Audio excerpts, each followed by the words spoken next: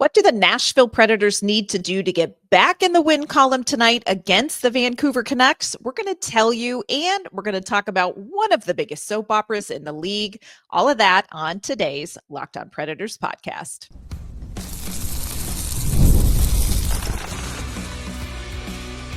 You're Locked On Predators, your daily podcast on the Nashville Predators, part of the Locked On Podcast Network, your team every day. Happy game day, everyone. Welcome to the Locked On Predators podcast. Thanks so much for making us your first listen of the day. We are, of course, a part of the Locked On Podcast Network, your team every day. Want to kick off this Wednesday episode shouting out our Locked On Predators insiders and our everydayers who tune in to talk Nashville Predators hockey with us. We enjoy covering this team with you and struggling through the season as a collective. I'm Ann Kimmel. I am a co-host and writer with Penalty Box Radio, and friends, I have a partner in crime.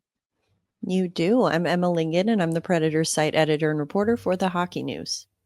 Well, Nashville was on a not so pretty, but still getting win streak until Saturday night, where they lost to the Anaheim Ducks. Tonight, they have got to get back in the win column, and they're going to have to do it playing the Vancouver Canucks. We're going to take a look at tonight's keys to the game. We also are going to take a moment and talk about former Predators Kevin Lankinen and Kiefer Sherwood, how they're doing with the Canucks. We're also going to talk about some of the biggest soap opera stories in the league right now. Hey, we're looking at you, JT Miller and Elias Pettersson. We're going to talk about all of that today. A lot to dive into on a game day, Emma.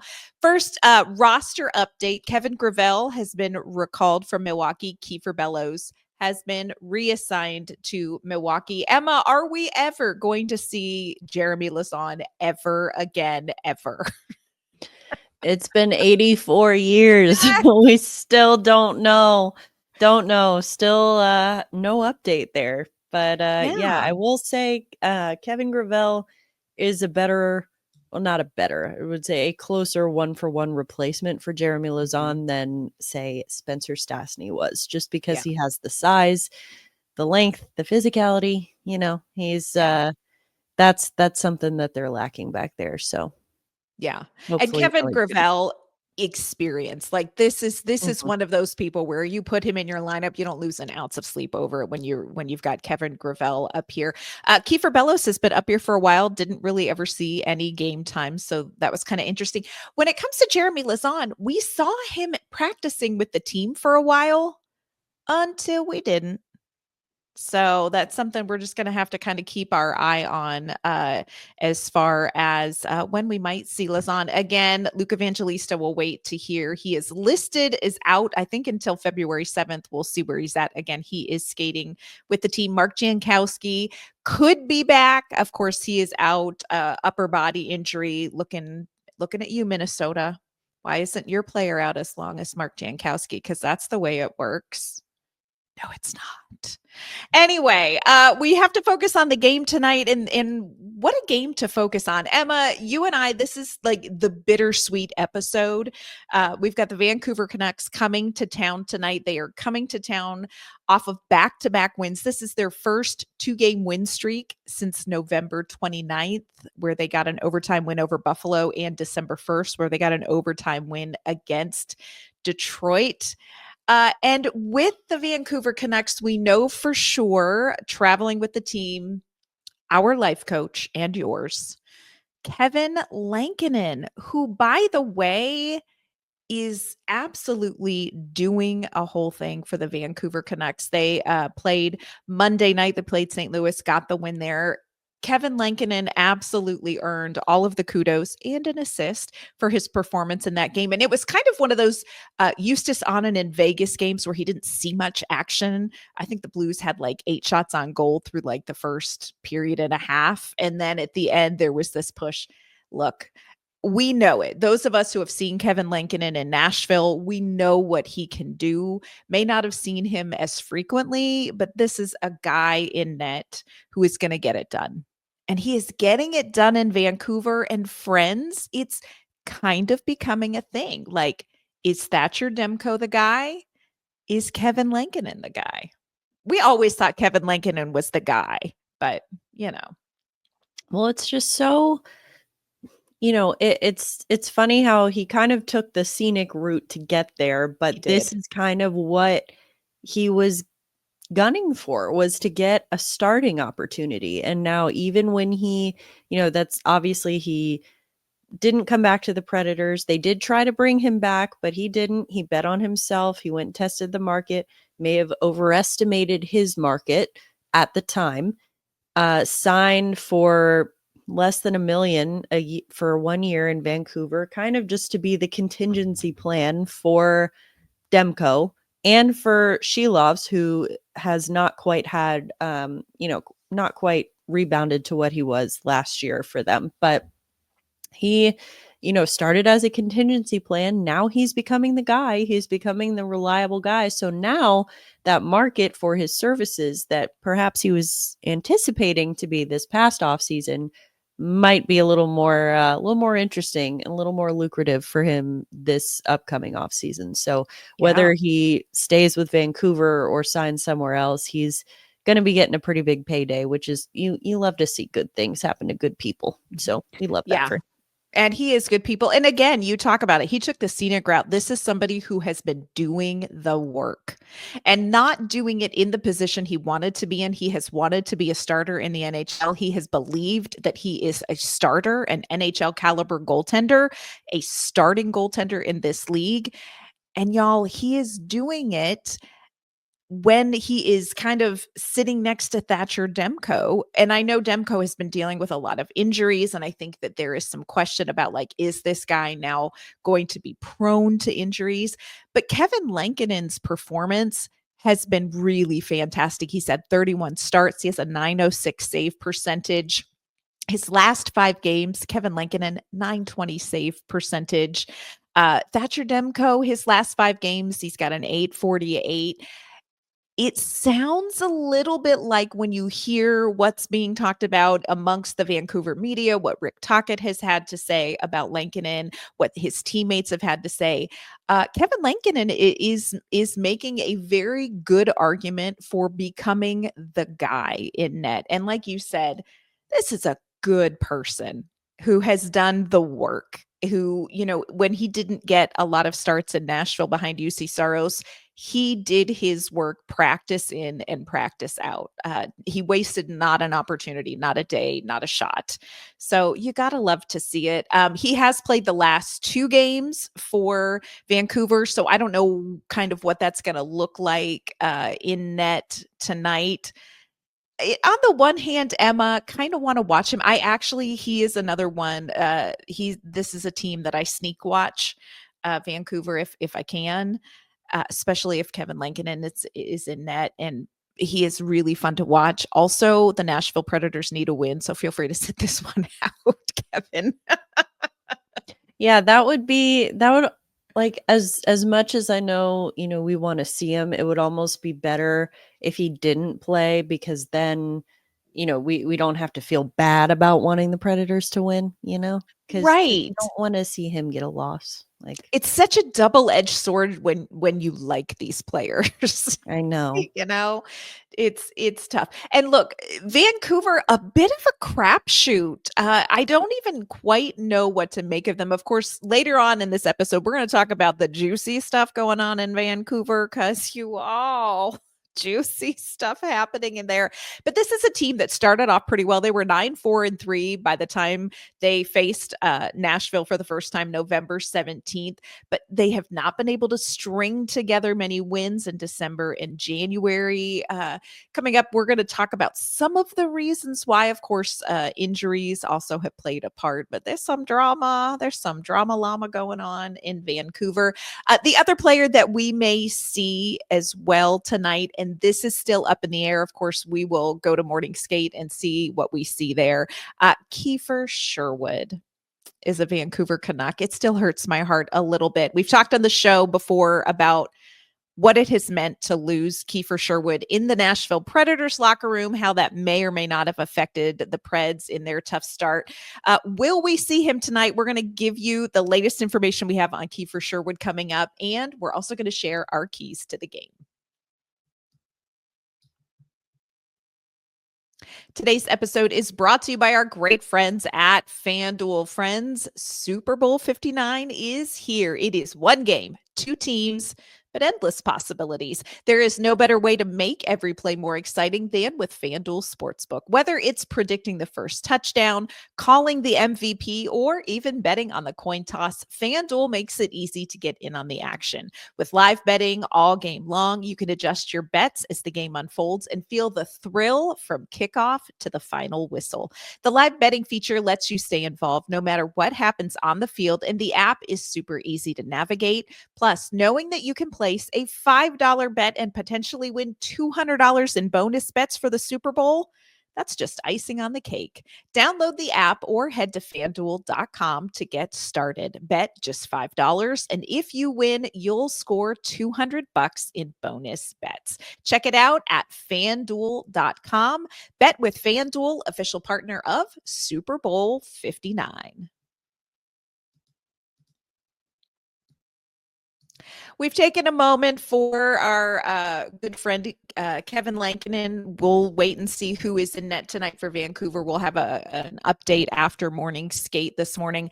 But also checking in on Kiefer Sherwood. Kiefer Sherwood actually has missed the last couple of games. He is listed as day-to-day with an undisclosed location. Now, people, what does that mean? Was he not wearing a double cup? What is that? I feel suspicious. Undisclosed upper body, lower body. Throw us a bone here. What do we got going on? I don't know. We got nothing. No idea. So this is another player we're going to be watching for. The last thing that we had kind of heard as far as Vancouver was that there was a chance that Sherwood could join the team for this Nashville game. Again, this is one of those things where we're going to have to watch morning skate and see if Kiefer Sherwood appears. I hated to see Sherwood go. First of all, great interview. Like, he is one of those ones where if you would like an answer to the question, you're going to get the answer from Kiefer Sherwood. But I also think Nashville really lost a little bit of that heart and soul, that identity piece when Kiefer Sherwood opted to go and sign in Vancouver. Don't really want to play against him.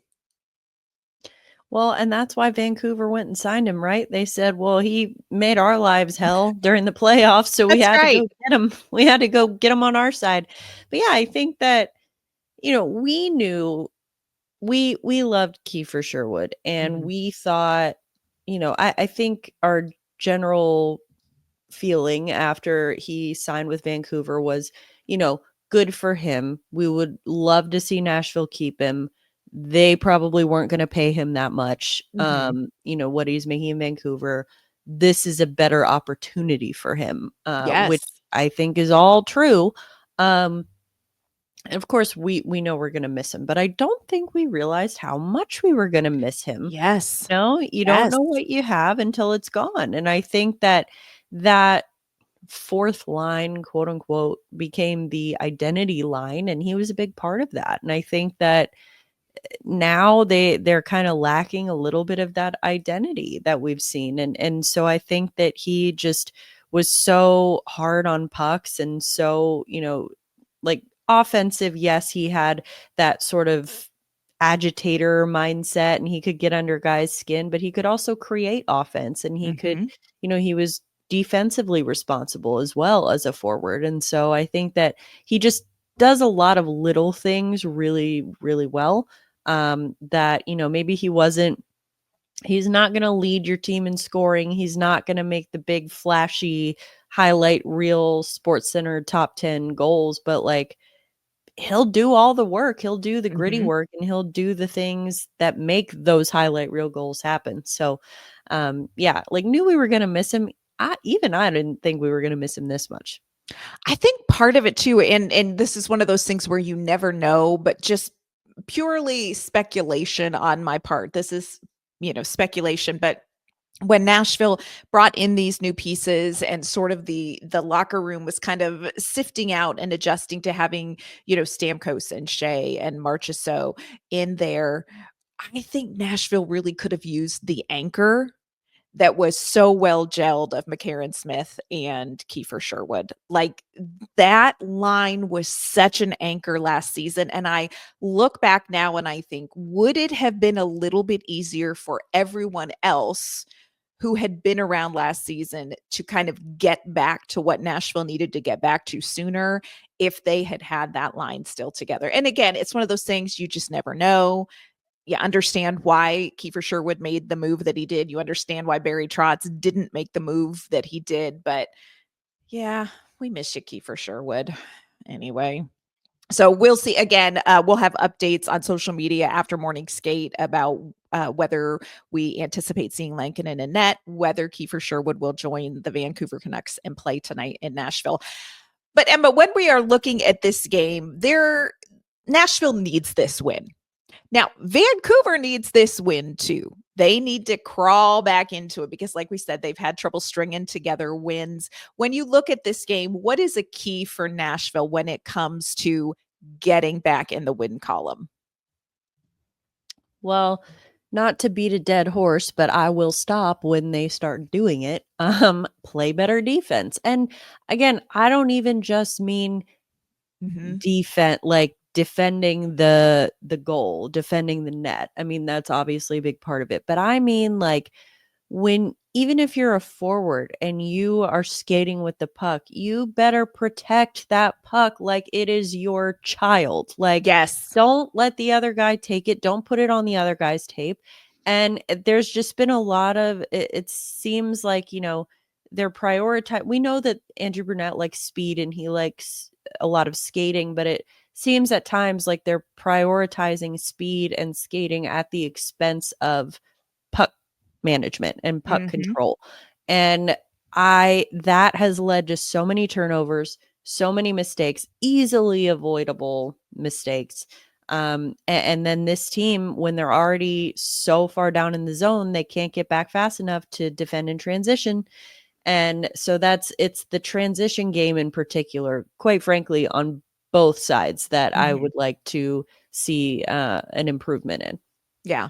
Did you ever do the thing in high school? And I can't remember whether it was home ec class or what class it was that we did this, where you were given a raw egg and you had to keep it unbroken for a week and you had to have it with you all the time. Did you do that in high school? I did not, but I am familiar with the concept. Yeah. Yes. Yeah. That is what the Nashville Predators need to do. You have a raw egg, protect it at all costs. Now, the raw egg looks a little more round and it's black and made of rubber, but for the love, protect the raw egg. And don't let it get broken. Don't let somebody steal it. Don't, and again, we heard from Andrew Brunette at practice on Monday, puck management, protecting the puck. This is something the Predators have struggled with.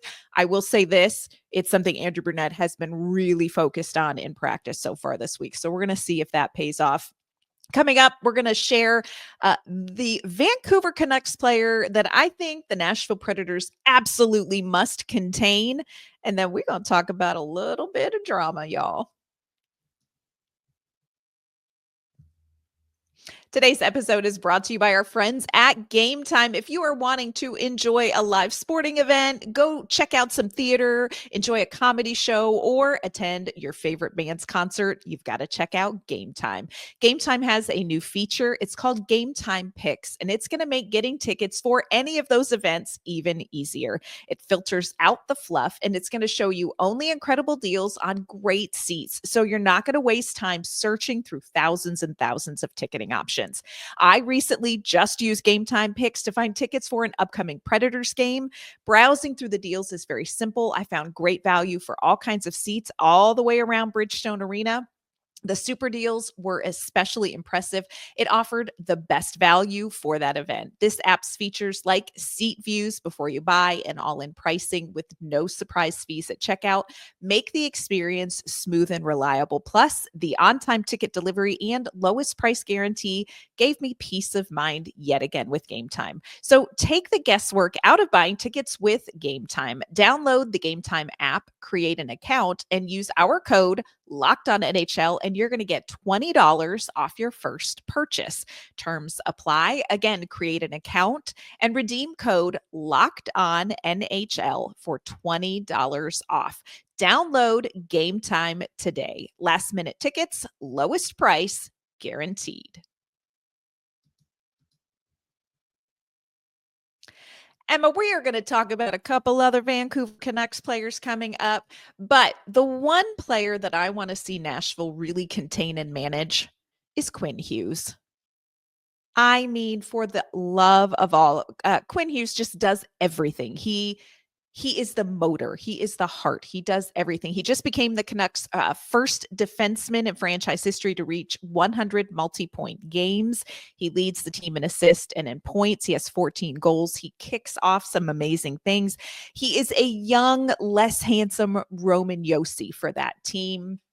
And look, Andrew Burnett talked about it. He's like, teams that have speed and are quick in transition, they've been burning the Nashville Predators lately. If you want to stop that, you got to stop. You got to cut it off at the neck. And the neck is Quinn Hughes. You cannot let this guy run all over the ice. And I will say the Predators did a pretty good job of containing him during the playoffs last year. They were able to shut him down pretty good.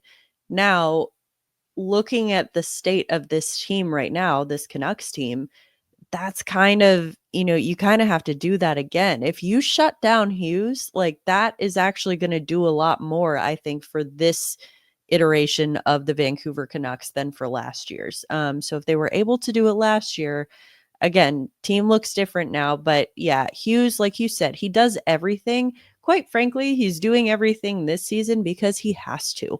No one else is doing anything with the kind of consistency that he does. And so he's the guy that you need to be able to shut down. And, I'm not saying, I never think it's a sound defensive strategy to just say, just shut down this one guy and that's all you have to do. Right. But I mean, in this case, that is going to be a huge, huge key. Like offensively, defensively, like he really does it all for them. Yeah, he's really exceptionally talented. Nashville has been able to get wins in the first two meetings. They're looking to sweep the series in tonight's game against Vancouver. You mentioned there are other players, of course, on Vancouver, players that are performing very, very well. But there are also some players that we have to talk about. Like we are sitting at the cafeteria table in 8th grade because, friend, the drama in Vancouver. When people talk about the Vancouver Canucks, mostly what they're talking about these days is the alleged rift between JT Miller and Elias Pettersson. And it was one of those things where, like, at first they were like, nah, it's cool, man. It's cool. And you're like, okay, is it a thing? Is it not a thing? Well, Gary Mason of the Globe and Mail recently released an interview that he did with Canucks president of hockey operations, Jim Rutherford. And this is what Jim Rutherford just let the cat out right out of the bag. He said, and I quote, "I felt like for a long time that there was a solution here because everybody has worked on it, including the parties involved. But it only gets resolved for a short period of time and then it festers again. And so it certainly appears like there's not a good solution that would keep this group together." Okay, I know the types of things that cause drama between women and 8th grade girls. Why can't these two what is the issue here and why have they not put them in a get along jersey? Oh man, I feel like they're close to doing that at this point, but no, Yeah. I think now this is not, obviously, I am not in the Canucks locker room. I cannot attest to any of this, but I do know people who have played and been a part of that Canucks locker room and who currently are. And so what I will say about this situation, I do not mean to imply that one is right and one is wrong or one's good and one's bad. This is just from everything I have been told about these two players independently from one another, not in the context of this rift that's happening. I mean, these are things that I knew about these guys before any of this stuff came out. JT Miller, very hard-nosed, put your head down, do the dirty work, get it done. anything for the good of the team. Like we gotta put this team on our back and we gotta just like run into war together. Mm-hmm. Elias Pettersson, definitely kind of known as, obviously when they signed him to that massive contract extension, that was sort of the implication, like, hey, you're the guy now. You need to be our superstar. You need to be doing all the scoring and you are our big skill guy that is going to be sort of a face of the franchise. And Elias Pettersson is not one who does well in the spotlight like that. He kind of tends to turtle a little bit when Mm-hmm. all of the attention is on him. He kind of shrinks back in his shell and gets a little bit like, well, why is it all about me? Why do I have to do everything? And it's just like he doesn't do well under pressure and under spotlight. Yeah. Which would maybe indicate that maybe you shouldn't have signed him to that massive extension when you did after he had one good season. But anyway, that being said, about those two players, that is like oil and water, like trying to get those two guys to mix. They just have completely different outlooks on the game, on their roles on the team, and everything about the way that they approach their jobs is completely different. And so I think that it is, again, oil and water. Like you cannot get those two to mix. And it's just, I think that they have tried and I mean, the fact that this is all coming out now, this isn't a new thing. This is something that they've kind of been putting a Band-Aid over a bullet hole for a while now. And now it's just kind of like, okay, we're out of Band-Aids. We don't know what else to do. And so we have to, address this via trade. And for a while, it looked like, well, JT Miller is going to be the one who gets traded because he's older. The Canucks see Pettersson as more valuable to them in the long term. But now all these rumors coming out about, well, now teams are coming asking about Pettersson, even with that massive contract. And so it's very interesting right now. And, it's a lot on, and that's another thing to really, hype up Quinn Hughes even more. Him being the captain of this team. And, I don't want to hear any of this. Okay, just a little hypothetical with me for a second. Mm-hmm. Mm-hmm. If this was happening in the Predators locker room, if it was like, I don't know, if it was like Filip Forsberg and Steven Stamkos don't get along.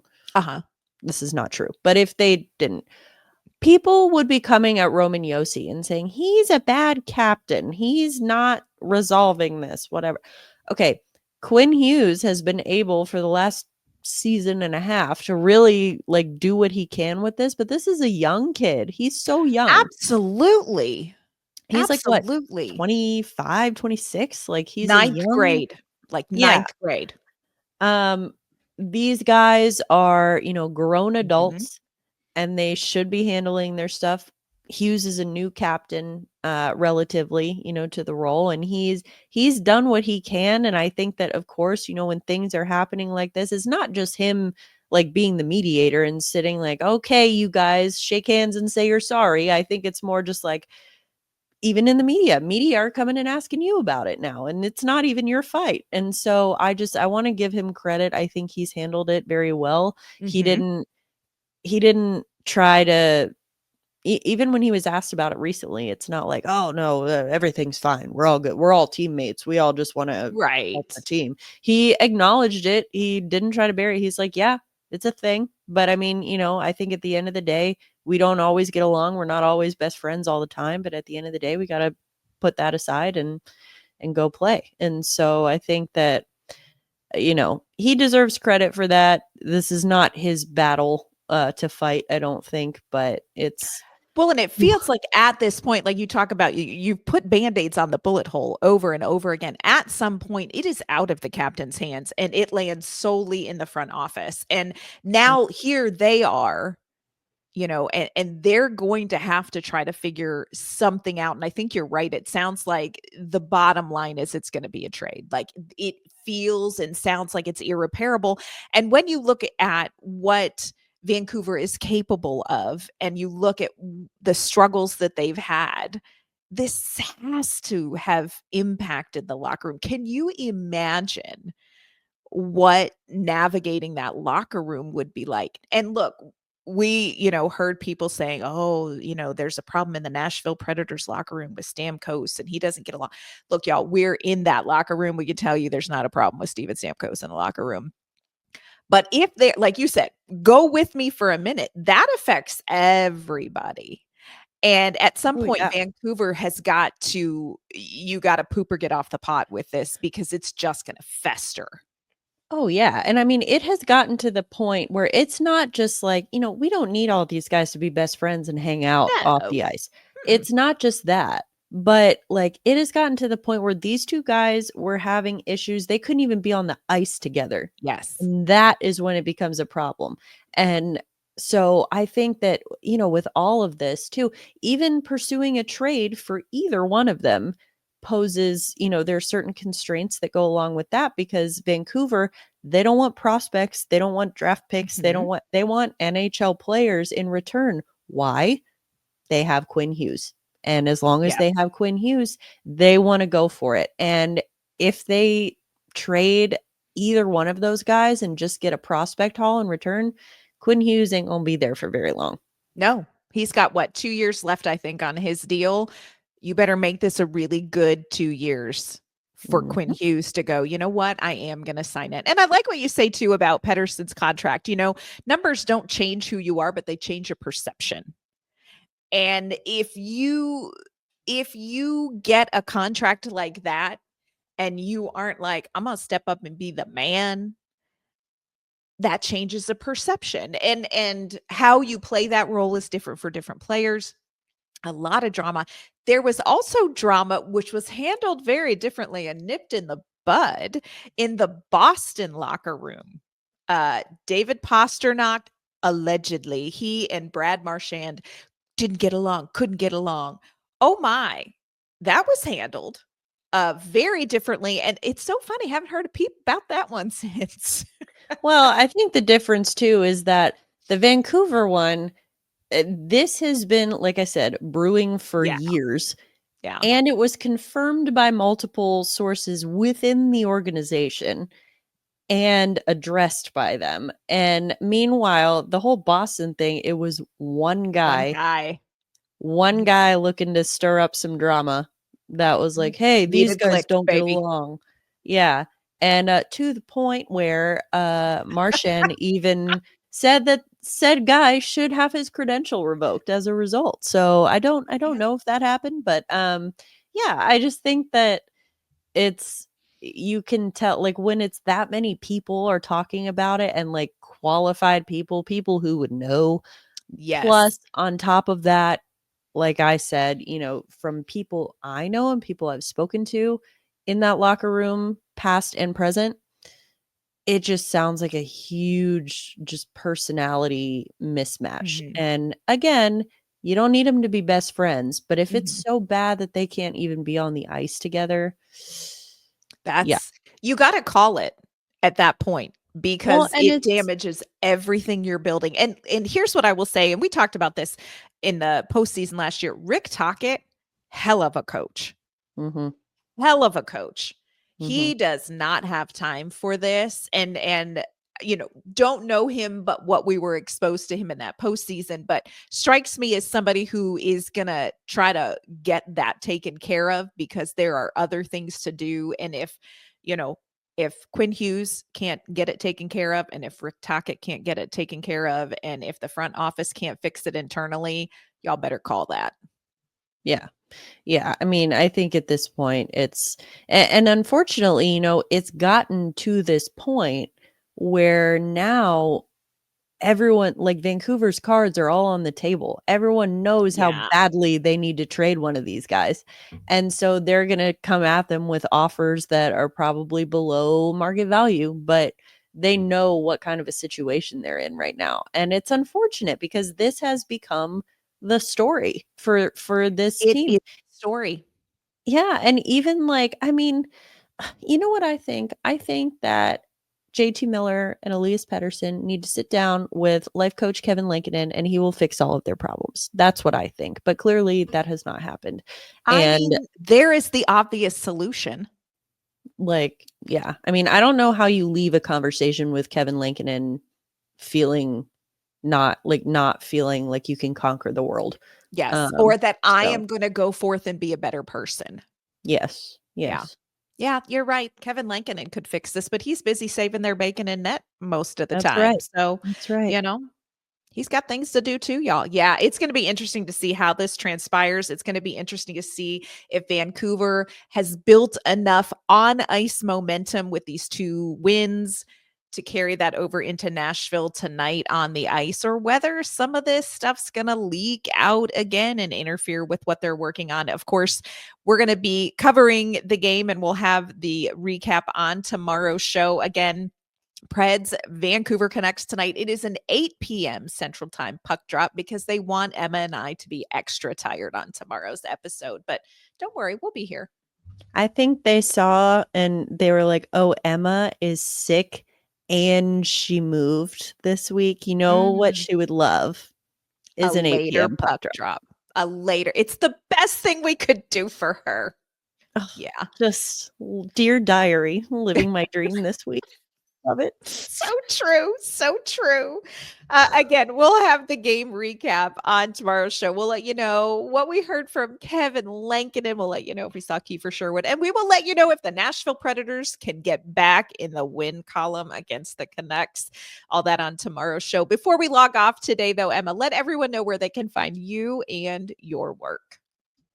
You can find me drinking coffee and or Diet Coke to stay awake for this late puck drop. But you can also find me on social media at Emma_Lingen, and you can find my work at The Hockey News.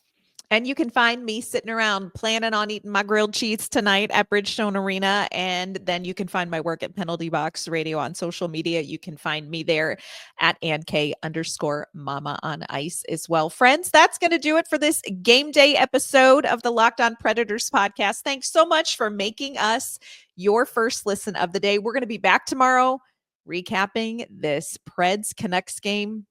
I don't know, but we'll see you then.